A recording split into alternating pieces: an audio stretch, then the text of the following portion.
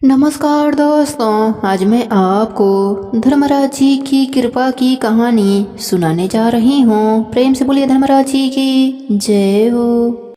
एक समय की बात है, एक गांव में एक लड़की रहती थी जिसकी माँ मर जाती है। उसकी सौतेली माँ आती है और फिर एक सौतेली बहन भी आ जाती है।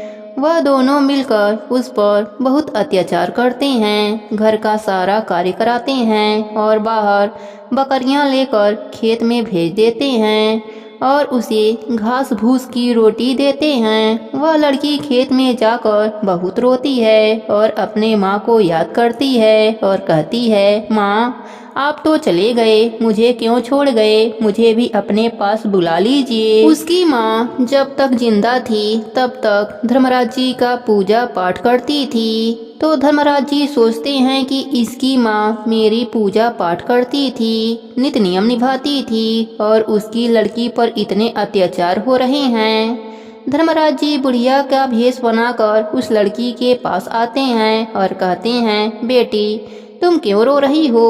तब वह लड़की कहती है, बुढ़िया माई मेरी माँ मर गई और मेरी सौतेली माँ और बहन मुझ पर बहुत अत्याचार करते हैं, घर का सारा कार्य करवाते हैं और खाने को कुछ भी नहीं देते हैं। तब बुढ़िया माई ने कहा, बेटा कोई बात नहीं, तुम खेत में आती हो तो देख खेत में कितनी झाड़ियाँ हैं, इनमें देख कितने मीठे मीठे फल लगे हैं, तू इनके फल खाकर अपना पेट भर लिया कर। तब वह लड़की झाड़ियों के फल खाकर अपना पेट भरने लगी, वह बहुत खुश रहने लगी। तब उसकी सौतेली बहन सोचती है, यह खुश कैसे रहती है, इसका क्या कारण है।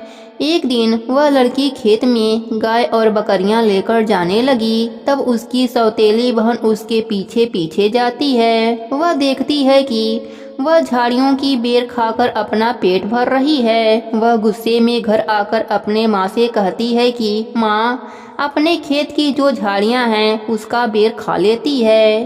तब उसकी माँ को गुस्सा आ जाता है और वह नाराज होकर बैठ जाती है। जब शाम को उसका पति आता है तब वह कहती है कि जब तक खेत की सारी झाड़ियाँ कटवा नहीं दोगे तब तक मैं अन्य जल ग्रहण नहीं करूँगी।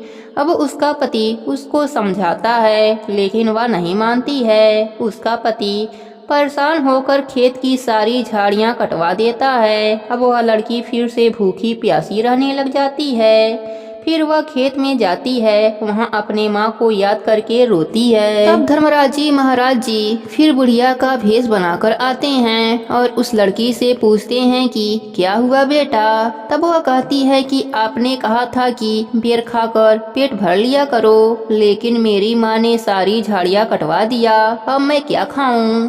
तब बुढ़िया माई कहती हैं कि बेटा कोई बात नहीं, तेरे पास बकरियां हैं, गाय हैं, तो इनका दूध पीकर अपना पेट भर लिया करो। तब वह लड़की हर रोज गाय और बकरियों का दूध निकालकर पीने लगी और फिर से खुश रहने लगी। फिर उसकी सौतेली बहन उसके पीछे पीछे जाती है। वह देखती है कि वह लड़की गाय और बकरी का दूध निकालकर पी ले रही है। फिर वह घर आकर अपने माँ से सारी बात बताती है कि माँ वह सारा दूध निकालकर पी जाती है। फिर उसकी माँ गुस्सा होकर नाराज होकर बैठ जाती है और अपने पति से कहती है कि जब तक अपने घर की सारी बकरियां और गायों को नहीं बेच दोगे तब तक मैं अन्य जल ग्रहण नहीं करूँगी। तब उसका पति परेशान होकर गाय और बकरियां बेच देता है। फिर उसकी सौतेली माँ घर का सारा काम करवाती है और खेत में भेज देती है। फिर वहाँ जाकर वह लड़की रोती है और अपने माँ को याद करती है। धर्मराज जी फिर बुढ़िया का रूप लेकर आते हैं और उस लड़की से कहते हैं कि बेटा तुम चिंता मत करो, तुम अपना घर छोड़ दो। तब वह लड़की कहती है कि बुढ़िया माई मैं कहाँ जाऊंगी, मेरा तो कोई सहारा भी नहीं है। तब वह बुढ़िया कहती हैं कि गांव की सीमा पर एक धर्मराज जी का मंदिर है, तुम वहां पर जाओ और अपने मन की बात धर्मराज जी को सुनाओ, वह अवश्य ही तुम्हें रास्ता दिखाएंगे। तो वह लड़की रोते रोते धर्मराज जी के मंदिर में जाती है और अपनी सारी बात धर्मराज जी को सुनाकर रोती है और घर आते आते रात हो जाती है। एक सेठ के दरवाजे पर ही वह सो जाती है। सेठ सेठानी बहुत पैसे वाले थे और उनको कोई भी संतान न थी। वह सेठानी रोज धर्मराज जी के कहानी का नियम निभाती थी और धर्मराज जी से विनती करती थी कि हे प्रभु, हे धर्मराज जी, मुझे एक औलाद का सुख दे दो। जब वह सेठानी सुबह उठकर घर का दरवाजा खोला तो उस लड़की को वहीं पर सोया हुआ देखा। तब सेठानी दौड़ी दौड़ी सेठ जी को बुलाकर लाती है। सेठ जी आते हैं और उसको उठाते हैं। कहते हैं, बेटा कहाँ से आई हो, तेरा क्या नाम है, तुम यहाँ पर कैसे आ गई। तब वह अपनी सारी कहानी सेठ सेठानी को सुनाती है। तब सेठानी की ममता जाग जाती है। वह सोचने लगती है कि यह वही मेरी बेटी है जिसकी मुझे आज तक तलाश थी।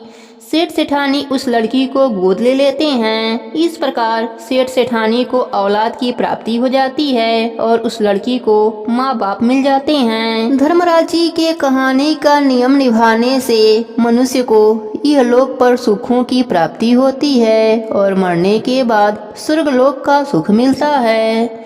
हे धर्मराज जी, जैसे आपने उस लड़की की झोली खुशियों से भर दिया, सेठ सेठानी की झोली खुशियों से भर दिया, वैसे ही आपके नित्य नियम निभाने वाले सभी भक्तों पर अपनी कृपा बनाए रखना। सबके नित्य नियम को पूर्ण करना। कहानी अधूरी हो तो पूरी करना, पूरी हो तो मान रखना। प्रेम से बोलिए धर्मराज जी की जय हो।